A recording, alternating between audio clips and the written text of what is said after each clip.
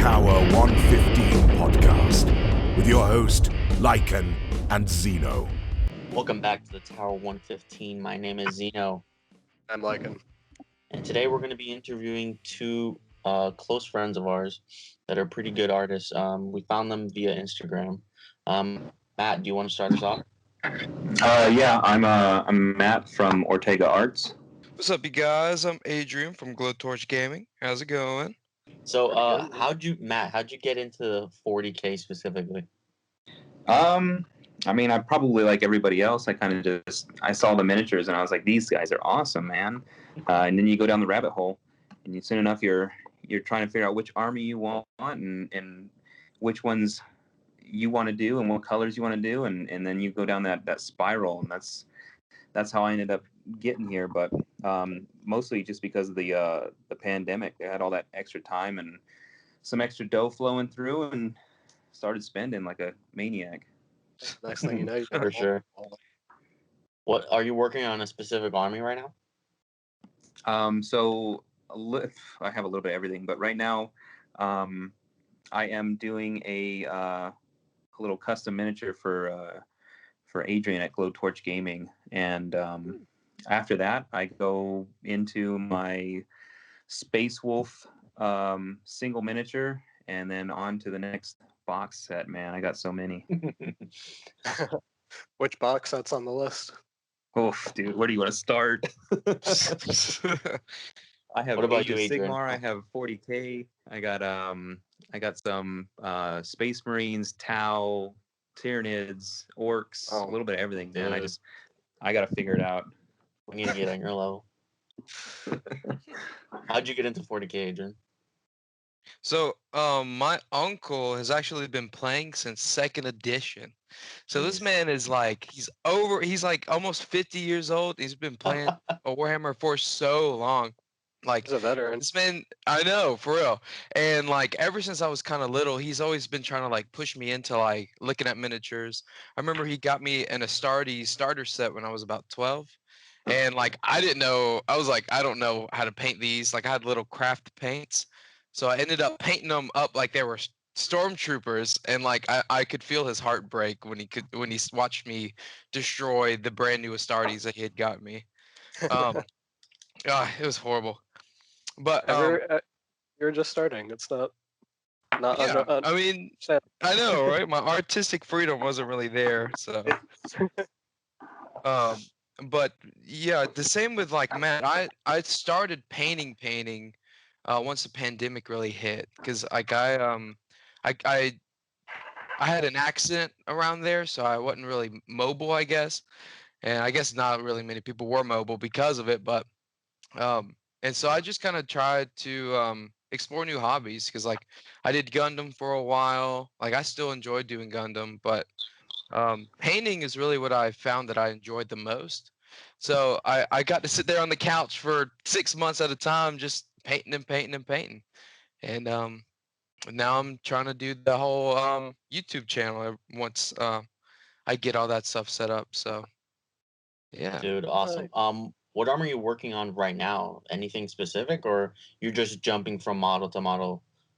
Yeah, so right now I'm working on Chaos Space Marines. I ended up trading my Indomitus Necrons to Matt. For his Dark Vengeance Chaos and Dark Angels. So now I'm painting up some of these really nice Chosen models that were only exclusive for that box. And they are honestly, they have some of the best sculpts I've ever seen in any ground troop miniature. So I'm really having fun painting those. That's awesome. I really want to start a Chaos Army at some point. Maybe if they get a new combat patrol at whenever that comes out. I know, right? Sure. Gosh. Still waiting. Yeah, Night Lords are on my to-do list for the next army for sure. I think they're on everybody's. Right. So pretty much the main topic for today is going to be, what's the most manageable army to start with? Go ahead, Adrian. Yeah, so honestly, I was thinking maybe Tau, but when you're working with Tau, you're working with either a lot of whites or a lot of reds, and sometimes it's hard to get a proper base coat, especially on such a small model. Honestly, this is gonna sound really cliche, but I think Space Marines are really just the pinnacle of easy to paint miniatures because you prime it, you put a base coat on it, you give it eyeballs, and you paint a gun black, and you literally have a perfectly like fine looking miniature. I know basing and painting models are like now being used in ninth edition rules, so like they are going to be specific to like getting certain points. But honestly, like you really have to just have like maybe 5 different paints, and you'd be able to paint up a full Space Marine army. So Yeah, I I mean, mean, I there's probably, definitely a reason why the Space Marines are getting pushed so much. yeah, yeah, for sure. they're Um, beginner friendly for sure. yeah, I think I'd probably agree. Space Marines are the big selling factor. So they are moving. They have kind of the best bang for your buck. You get a big box set, 10 guys, somewhat intro level money wise, but I mean everything in this hobby is expensive. But yeah, they're a lot smoother, a lot less heavy edges. So when it comes to edge highlighting, it'll be a little easier for most people if they dive into that. But I was gonna say probably Tyranids for me, Tyranids and Space Marines, because Tyranids are all smooth surfaces. There's not a whole lot that you have to really worry about as far as sharp edges to highlight. Um, I think the hardest would probably have to be, let's see, skin, dude. Anything with skin is going to be hard for most people because understanding the layering and glazing and wet blending of trying to get the highlight on skin tone is very, very hard. For sure. Um, I was gonna say Necrons were pretty easy to paint too. I was painting some of those. You just slap on some silver and bam, you're done. yeah, Yeah, that was but actually going to be my pick for the most manageable army is just Necrons. You just Yeah, you could literally use 3 colors and it looks pretty good. Dope. Use a green for cool little stuff in their eyes or in their blasters, and you pretty much prime them in black, and then use lead belcher for all their panels, and you're done. Like yeah. it looks amazing. Hmm. But yeah, yeah. I have to paint up some Necrons. You just Necrons are coming soul be all yours. strong. They're coming on strong. Yeah. Especially for their anniversary now, for the Games Workshop anniversary, they have a special model that is a Necron model, and it's okay. I don't know if you've guys Yeah, seen it it. didn't blow my mind or anything, but it was alright. Yeah, for $35, it's not really itching my scratch as a cool model. The AOS model is pretty good. I know Matt Yeah, that really one likes that one too. was good. So now that we've kind of talked about the most manageable army, what would you guys suggest to do for a base? Would you paint a base or not paint a base? I know there's a lot of people who if you don't paint your base, they pretty much are like, dude, your army's not done. You Like, roasted. yeah. What's your guys' opinion? Let's start with Matt. Um, I think off the top of my head, dude, the I think what is it? The base? Are they technical paints? What are they? Let's see. Yeah, the technical paints Yeah. from Citadel, dude. Those are probably the easiest. You just slap on the mud. You can use a paintbrush or like a little I don't know, pin or like popsicle stick. But yeah, you go ahead and slap that stuff on, make some weird ups and downs, hills and potholes, and then you can basically just dry brush it, and it looks good enough. You know. Yeah, I use the Mars shade for my Necrons, and it looks really good with the contrast between the orange and their silver. And Yeah. it's so easy to use. Yeah. Other than that, I would suggest corkboard. Corkboard is really easy. You just kind of flake it off, and it looks good. You glue it on, then paint it, and it kind of gives a rock effect Right. without having to go out and I mean, really dive deep into the whole building terrain. But yeah, that's probably what I would say. Something I've seen people do a lot too is they'll get like sand or dirt and stuff and just microwave it and then super glue it on the base. That Yeah. looks pretty good too. So I like doing a lot of sands. So like at certain hobby stores, they have like packages of like little tiny pebbles for like I guess, terrain for like train and stuff, trains and things. So I have like this mason jar just full of these pebbles and sands and stuff. And since I do like sand for my Dark Angels, I just slap some super glue on it, dip it in the little jar, and then it has a pretty much fully based miniature. Or yeah, and then all I would have to do is just paint it after that. And it's pretty easy. Well, I mean, other than wait for the super glue to dry, of course. But it's pretty easy to just, I mean, have like a little jar just full of just little pebbles and rocks and sands, and then the texture of it is really uneven, so it looks a lot more natural than like putting meticulously placed pebbles all over it. So For sure. Yeah, it just Yeah. falls where it falls. Yeah, I would suggest also to keep your sprues. Don't throw those things away. Those are Oh. they really come in handy, especially if you want to do like some logs, some like fence posts. There's more skilled miniature artists around that on YouTube that you could look up for things to do with sprues. There's some people who actually build full modeled like vehicles from sprues. I can't remember the YouTuber, but yeah, there's a lot of cool things to do, especially if you're a beginner that don't really break the bank. I like the idea of going out and picking like sand and stuff like that, putting in the oven. Why do you have to put it in the oven, by the way? I've never understood. Just to kill anything weird that might be on it. yeah, Dude, no, that's where the gnarly stuff comes, right? Yeah. Comes back, has some Well, if you're magnets. using a naval army, then you're not supposed to do that. Then you Yeah. just take what you get. It's part of For your sure. gift. Do you guys have a specific brand that you go to for basing, or do you guys just go for like the Citadel technical paints? Because they're kind of expensive, right? yeah. Yeah. Super. Dude, a technical snow pot is like $11, and Yeah, it's like 12, $11. yeah, 4 or 3 bases, you're done. And if Yeah. you have a full army, that's gonna add up, especially if you're a beginner. I think if you want to do snow as a beginner, go with Army Painter.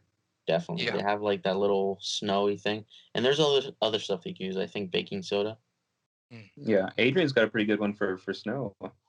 Yeah, so like I do snow for my Chaos Space Marines, Mhm. and what I end up doing is I use the Army Painter snow little particles that they have, and I mix it with acrylic matte medium, and it literally has the perfect consistency for like melting snow.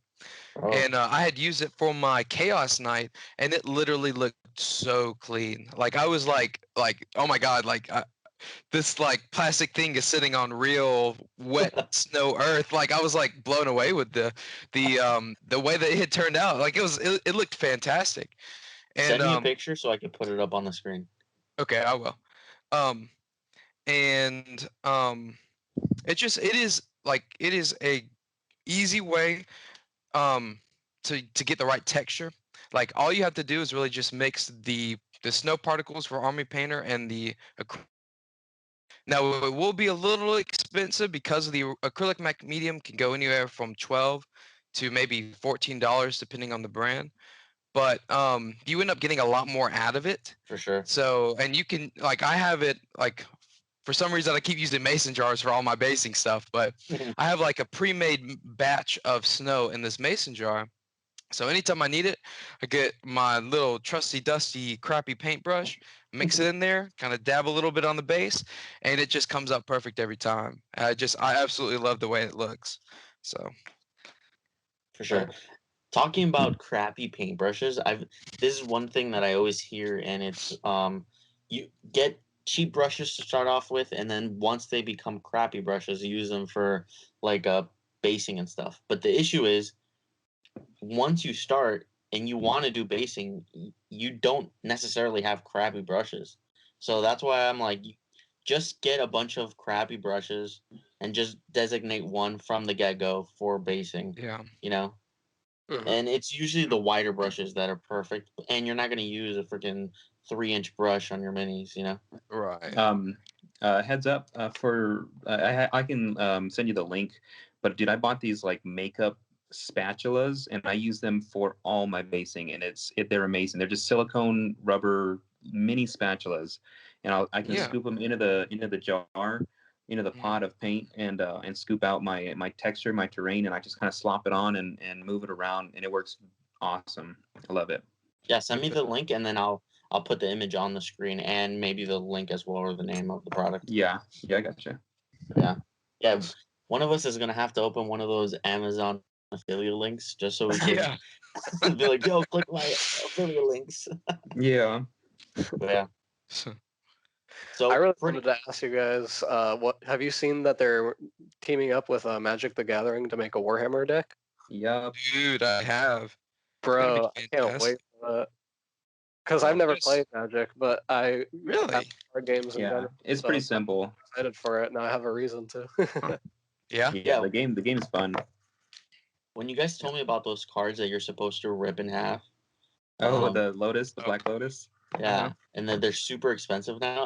I just immediately was like, dang, I didn't know that Yeah. that if you would have just kept the card, I know. Just corner the market with Black Lotuses, man. honestly, we got some Yeah, at the fakes out time they there. were like they were pennies on the dollar, man, and Mhm. now they go for I think like 13,000.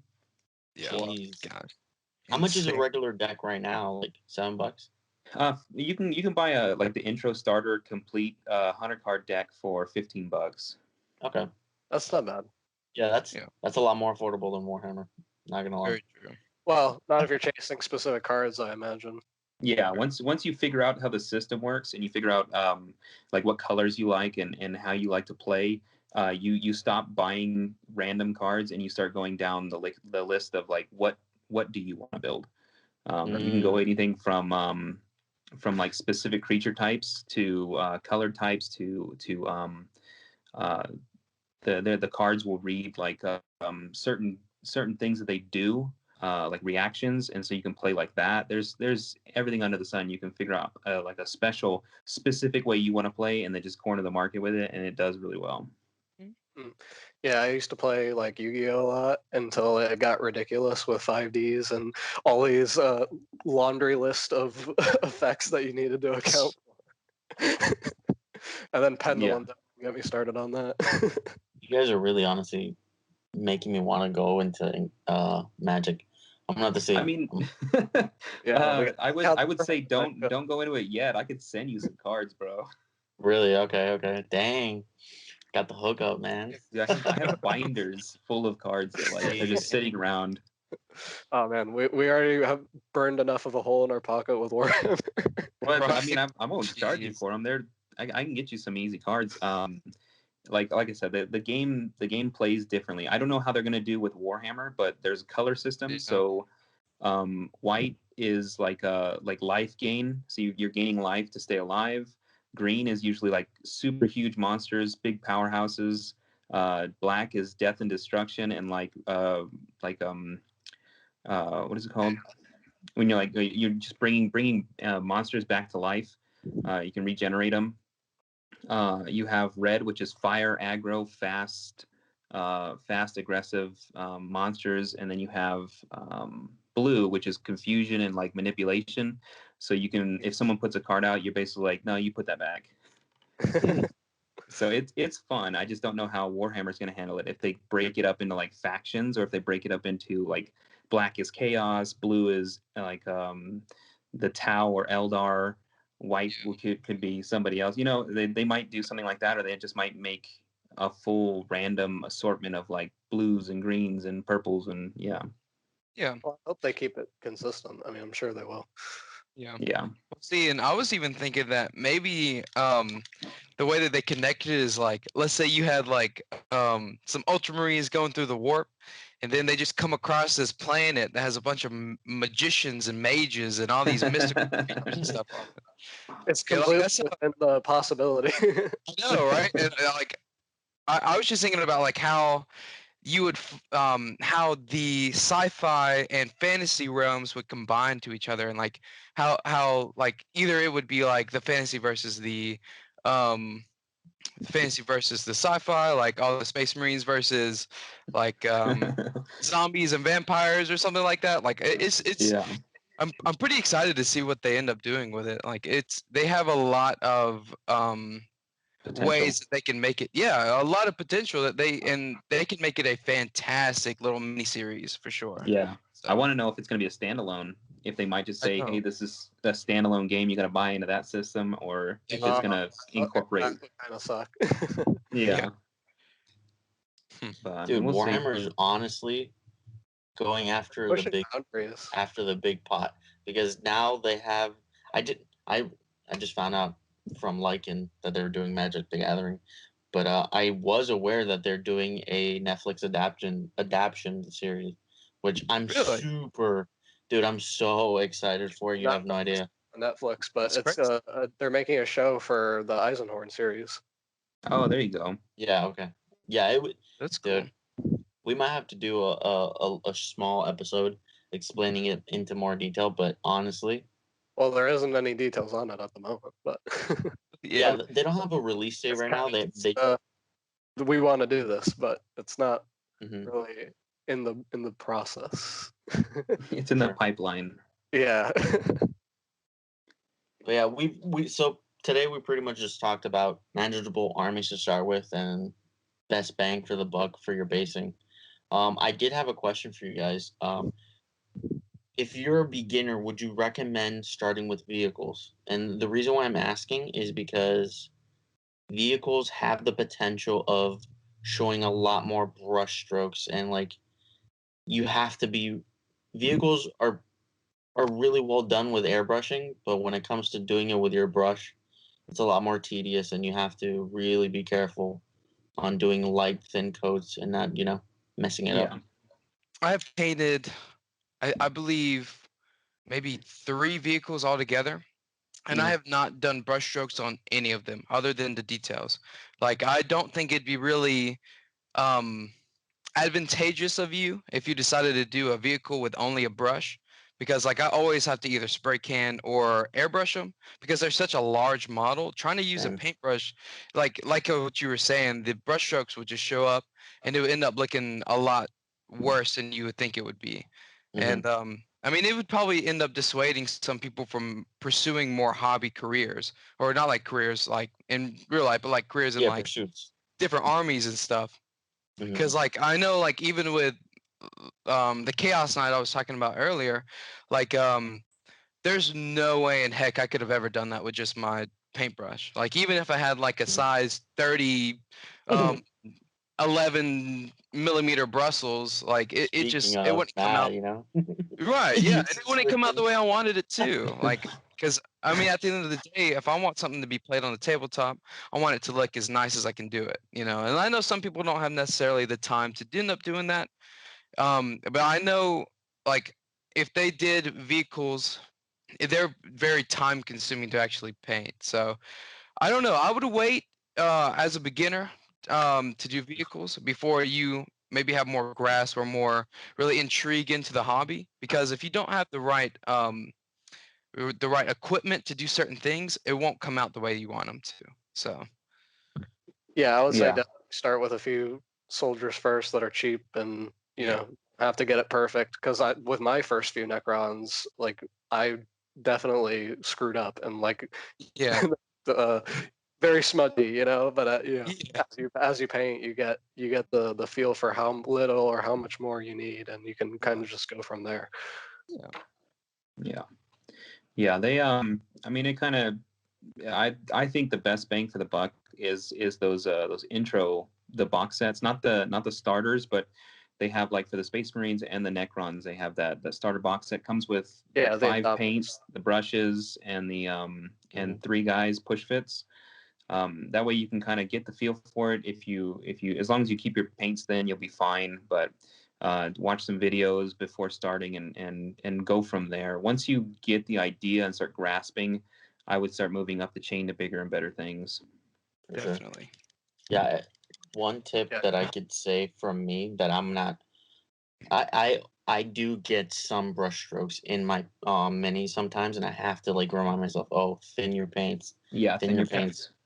The one thing I've noticed that immediately improves my end result is using, in my case, a spray can. I know an airbrush would do a way better job on having thinner coats and not obscuring that much more detail. But for a beginner, a spray can, especially for me that I'm doing Blood Angels, I have Mephiston Red in a spray can. It looks amazing on my vehicles. It doesn't look, it looks perfect. And that's the only way I would recommend if you're a beginner to do it. Don't cheap out. Don't try to do it with the brush. If you really want to do it the best way. Do it with the most crutches that you can. So that way at the end, you don't feel discouraged on going on to a bigger or more expensive project. Yeah. Sure. The rattle cans help a lot. You just got to make sure you keep your distance. If you get too close, you're going to cake it on. So as long as you got the knowledge. They definitely have their technique. One of my models, you're saying too close, take it on, but I did it too far back, and it had like little sprinkles of like the dry powder paint on it. Yeah, and it looked bad. So yeah, you got to read your instructions. Definitely look up YouTube videos. Doesn't hurt. Well, and also with rattle cans too. Well, I think really aerating any paints, you have to make sure you have the humidity correct. Yep. Because if you don't have the humidity correct, then you'll have issues like with the speckling, or you'll have issues where it doesn't even cover as much as you want it to, or it's super runny.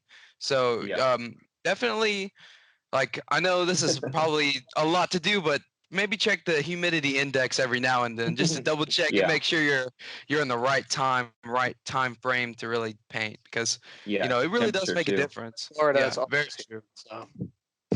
Yeah, the colder it is, the worse off your paint is in the air. So it has to be, I think 70 degrees is like perfect. 70 degrees with low humidity, they say, is the best. And when I know that's hard for people that live in more southern environments where it is thick humidity, you're gonna have to. This guy's trying to call us out, bro. No, you gotta pick apart in the basement, man. Just start spraying in the basement. We don't have basements in Florida, bro. What are you talking about? I'm so glad you guys joined us. We definitely need to do more podcasts in the future. If any of our viewers have suggestions to topics they want us to discuss, or they want to hear more of our guests and us to just butt out and let them talk more, just let us know. Thank you guys so much, honestly, for joining us. Of course. Thank you, Matt, for the idea of doing this podcast as well. So I'm going to make sure to link all your guys' social media and YouTube as well. Matt has one tutorial up so far, and I have it on good authority that he's going to upload more. So yeah, I gotta redo my entire YouTube, because it was a personal YouTube channel. Now that things are picking up, I might do like an actual professional, and I'll re-tag and redo my insignias and everything, so that way it looks more approachable. Okay, so are you going to do a new one, or are you just going to do use the same one? I'll probably use the same one and just change the name and change the logos and whatnot. Okay, cool. Then I'll just tag that one then. I just didn't want to tag one that you're going to switch with. No, man, no big deal. All right, guys. Thank you guys so much. This was Adrian from Glowtorch Gaming. And Matthew from Ortega Arts.